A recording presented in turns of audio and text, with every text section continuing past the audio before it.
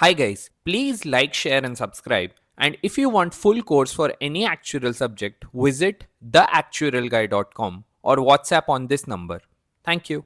Hello and welcome guys. In this video, we are trying to summarize all of the formulae and notations that we have learned related to assurance in terms of EPVs and variances. I will also be talking about the various relationships between them. Quickly going over everything because there's a lot of notations and a lot of formulae here, and because I cover everything with derivations, it can be overwhelming for people. So I thought it'll be a good idea to just sort of go over everything and take stock of everything so that you can start applying these things into questions. Okay. So firstly, let's just start with the assurance where we started in terms of assurance. And let me first talk about EPVs. Okay. So assurance EPVs, the first contract that we talked about was a whole life assurance.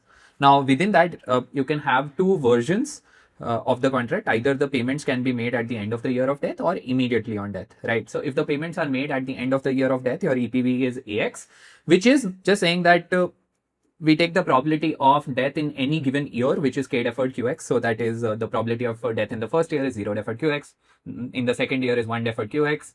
In the third year is 2 deferred QX, so on and so forth. And with that, a payment of £1 is made, and that needs to be discounted from the end of that year to time 0 because the payment is made at the end of the year of death. So that is discounted with a factor of v to the power of kx plus 1 or v to the power of k plus 1. Okay, k can go from 0 to infinity. Okay, so this simple idea, and we denote it with the notation ax.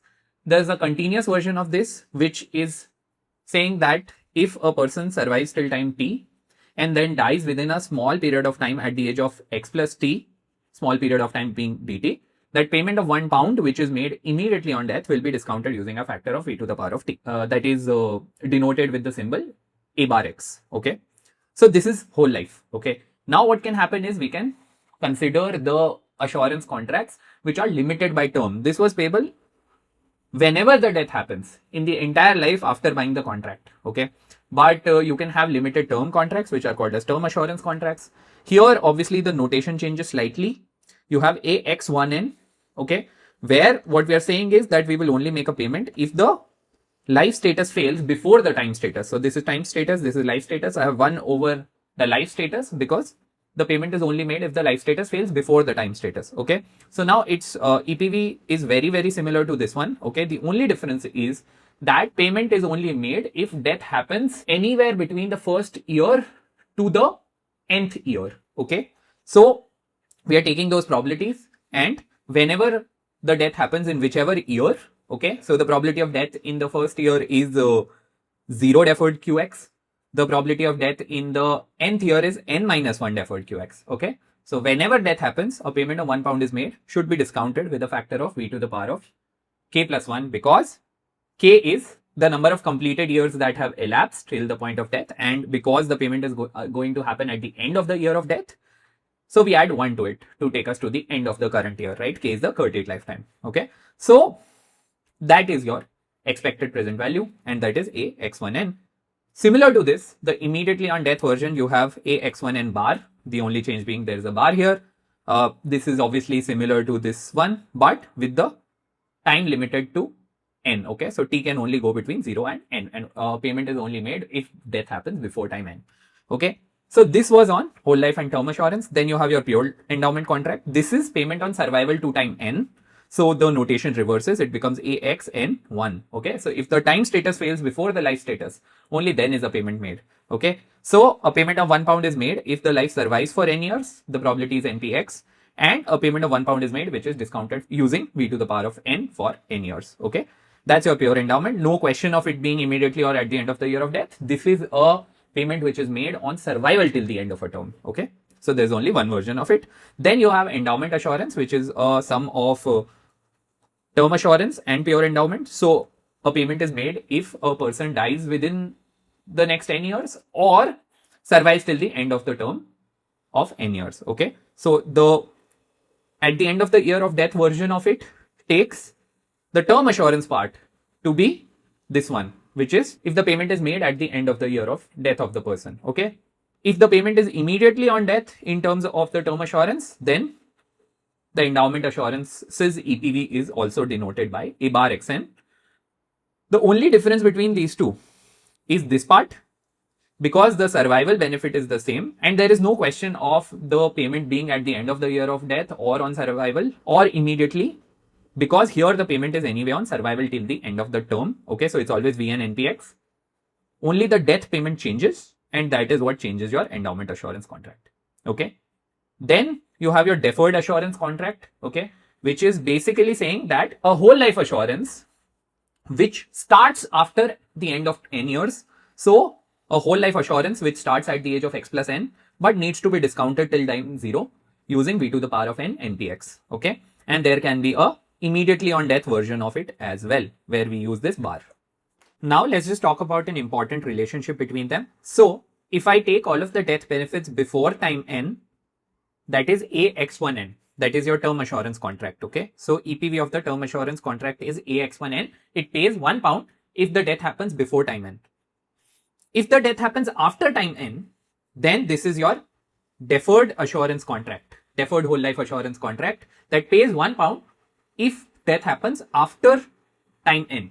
So if you add them up, then you will get your EPV of a whole life assurance which pays £1 no matter where the death happens at the end of the year of death. Okay, so whole life assurance is equal to term assurance plus deferred whole life assurance or deferred assurance contract. Okay, this can be used to calculate the value of the EPV of the term assurance contract, which is just whole life assurance minus deferred whole life assurance contract. And your deferred whole life assurance contract can just be written as NPX V to the power of N AX plus N in terms of another whole life assurance contract from here. We had just discussed this, right?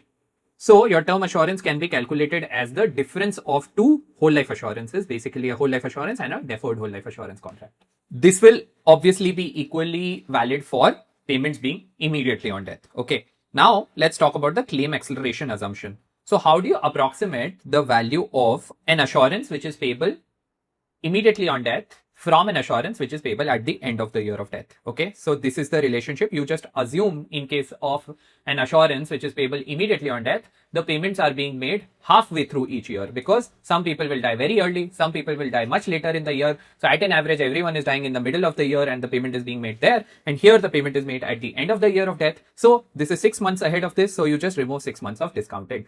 Okay, this is just an approximation.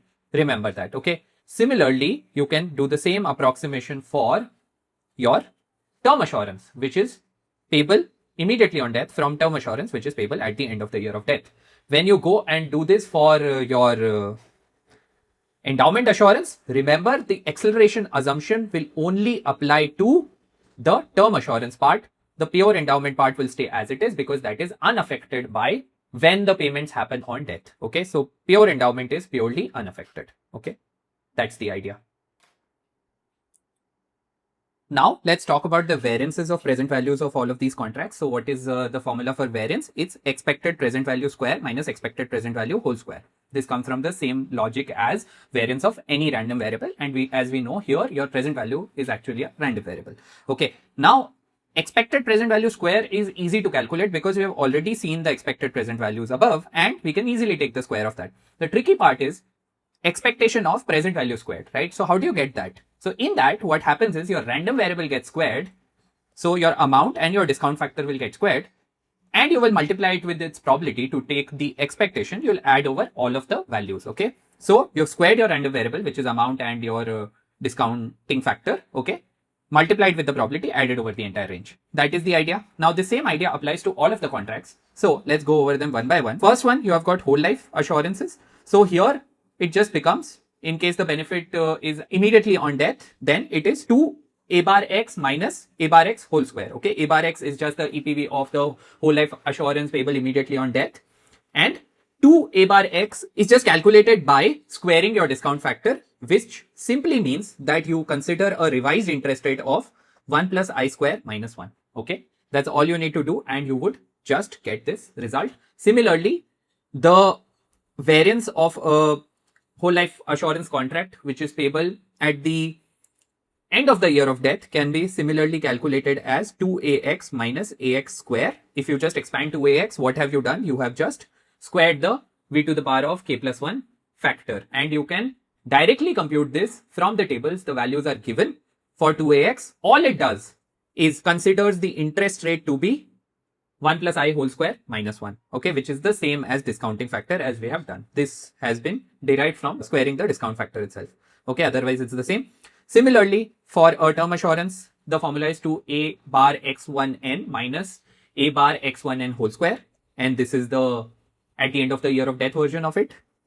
For endowment assurance, again a very similar formula at the end of the year of death version of it. For pure endowment, you only have one version because it's only payable if the person survives till time n. So this is nothing but v to the power of 2n npx minus v to the power of n npx whole squared. Okay. And deferred whole life assurance as well, you use the same sort of formula. It's just that here you have your interest rate replaced with this factor. That's all for this one. In the next video, we'll revise annuities.